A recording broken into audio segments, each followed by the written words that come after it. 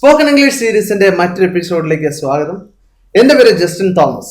ഈ സെക്ഷനിൽ നമ്മൾ പഠിക്കാൻ പോകുന്നത് ഈഫ് ദെൻ എന്താണെന്നുള്ളതാണ്. ഈഫ് ദെൻ നമ്മൾ കേട്ടിട്ടുണ്ട്, ഈഫ് എന്ന് കേട്ടിട്ടുണ്ട്.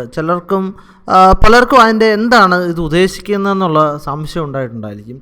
അതുകൊണ്ടാണ് ഞാനിന്നിപ്പോൾ ഈ സെക്ഷൻ ചെയ്യുന്നത്.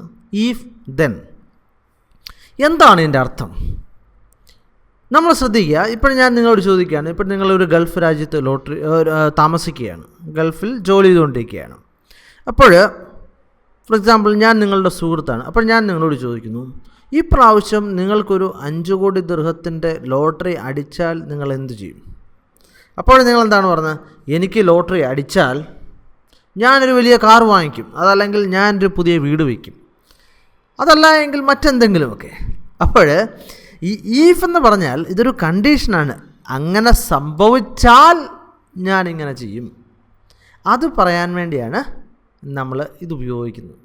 ഇതിന് ഒരുപാട് ആപ്ലിക്കേഷൻസ് ഉണ്ട്. ഞാൻ വളരെ സിമ്പിളായിട്ടുള്ളവരെണ്ണമാണ് ഇവിടെ ഉൾപ്പെടുത്തിയിരിക്കുന്നത്. നിങ്ങളെ ഒട്ടും കൺഫ്യൂസ് ചെയ്യാൻ എനിക്ക് താല്പര്യമില്ല. അതുകൊണ്ട് തന്നെ ഞാൻ വളരെ സിമ്പിളായിട്ടുള്ള ചില കാര്യങ്ങൾ മാത്രമേ ഉൾപ്പെടുത്തിയിട്ടുള്ളൂ.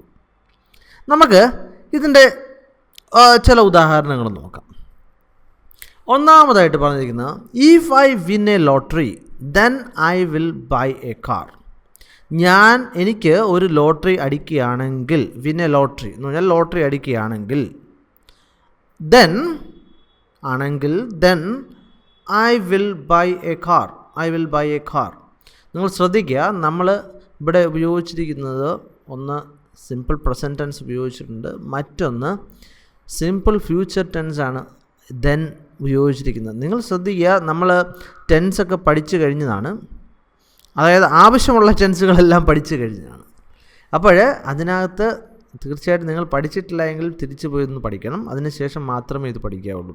സോ ഇവിടെ പറഞ്ഞിരിക്കുന്നത്, if I win a lottery then I will buy a car എന്ന് പറഞ്ഞാൽ എനിക്ക് ലോട്ടറി അടിക്കുകയാണെങ്കിൽ ഞാൻ ഒരു കാർ വാങ്ങിക്കും. അതൊരു കണ്ടീഷനാണ് അല്ലേ, അതായത് അടിക്കുകയാണെങ്കിൽ. അടുത്തത്, ഓക്കെ, നിങ്ങളുടെ സുഹൃത്താണ് സ്റ്റീവ് നിങ്ങളോട് പറഞ്ഞു, ഞാൻ നിങ്ങൾക്ക് കുറച്ച് പൈസ തരാം. ഓക്കെ, അപ്പോൾ നിങ്ങൾ തീരുമാനിച്ചു, ഫോർ എക്സാമ്പിൾ നിങ്ങളുടെ ഒരു വിദേശ രാജ്യത്ത് ജോലി ചെയ്യാണ്. അപ്പോൾ സ്റ്റീവ് നിങ്ങളൊരു സുഹൃത്താണ്, സ്റ്റീവ് നിങ്ങളോട് പറഞ്ഞു, ഞാൻ നിങ്ങൾക്ക് കുറച്ച് പൈസ തരാം. അപ്പോൾ നിങ്ങൾ തീരുമാനിച്ചു, ഓക്കെ, സ്റ്റീവ് പൈസ തരുവാണെങ്കിൽ ഞാൻ വീട്ടിൽ പോകും. ഓക്കെ, അതെങ്ങനെ ഉപയോഗിക്കും? If Steve gives me money then I will go home.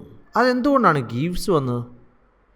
കാരണം സ്റ്റീവ് ഒരാളേ ഉള്ളൂ, സ്റ്റീവ് സിംഗുലറാണ്.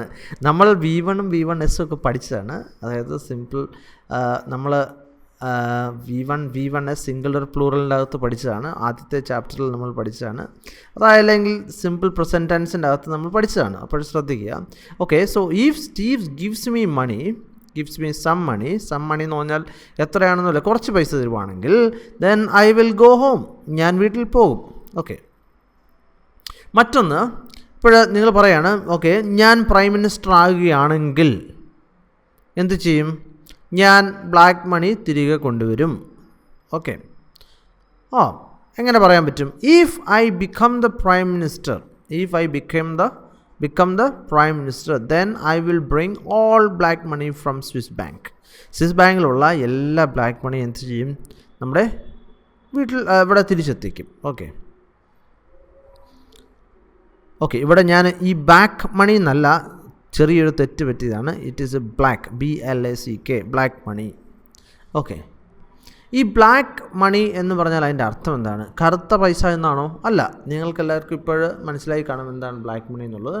അതായത് ടാക്സ് അടയ്ക്കാതുള്ള പണത്തിനാണ് ബ്ലാക്ക് മണി എന്ന് പറയുന്നത്, അതല്ലാതെ അതിൻ്റെ പ്രത്യേകിച്ച് കളറുള്ളത് കൊണ്ടൊന്നുമല്ല. Okay, so if I become the prime minister then I will bring all black money from Swiss bank. Okay, next one ഇവിടെ പറഞ്ഞിരിക്കുന്ന, if I get a job എന്ന് പറഞ്ഞാൽ എനിക്കൊരു ജോലി കിട്ടുകയാണെങ്കിൽ then I will build a new house എന്ന് പറഞ്ഞാൽ ഞാനൊരു പുതിയ ഒരു വീട് പണിയും, അല്ലേ? Then I will build a new house. ഇനി ശ്രദ്ധിക്കുക, ഇവിടെ ദെൻ ഉപയോഗിച്ചില്ല എങ്കിലും കുഴപ്പമൊന്നുമില്ല. കാരണം നിങ്ങൾ പല സ്ഥലങ്ങളിലും കണ്ടിട്ടുണ്ടായിരിക്കും ദെൻ ഉപയോഗിക്കുക. If I win a lottery I will buy a car എന്ന് പറഞ്ഞാലും ദെൻ എന്ന ഹിഡൻ ആയിട്ട് അവിടെ ഉണ്ട്. അതുകൊണ്ട് തന്നെ നിങ്ങൾ ഉപയോഗിച്ചില്ല എങ്കിലും കുഴപ്പമൊന്നുമില്ല. പക്ഷേ നമ്മൾ ഷോർട്ട് കട്ടുകൾ പഠിക്കുന്നതിന് മുമ്പ് തന്നെ നമ്മൾ ശരിയായിട്ടുള്ളത് എങ്ങനെയാണെന്നുള്ളത് പഠിച്ചതിന് ശേഷം നമ്മൾ ഷോർട്ട് കട്ട് പഠിക്കുക. നിങ്ങൾക്ക് ഈ സെക്ഷൻ ഇഷ്ടമായെന്നുണ്ടെങ്കിൽ തീർച്ചയായിട്ടും ലൈക്ക് ചെയ്യുക, അതുപോലെ തന്നെ സബ്സ്ക്രൈബ് ചെയ്യുക. മറ്റു വീഡിയോയുമായിട്ട് വീണ്ടും കാണാം. Thank you very much for watching and God bless you.